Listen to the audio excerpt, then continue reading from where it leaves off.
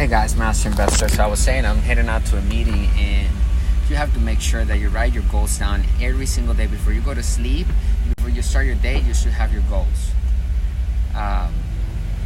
written down so that you know exactly what you're going to do with your time the next day, because time is the most valuable asset we all have. So don't misuse it or waste it in things that are unnecessary, because you can't get that time back. All right.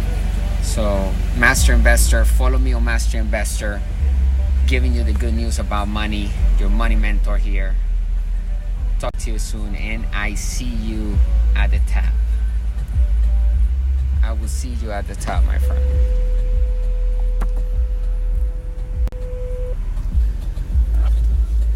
It's all about networks, guys. You gotta remember this.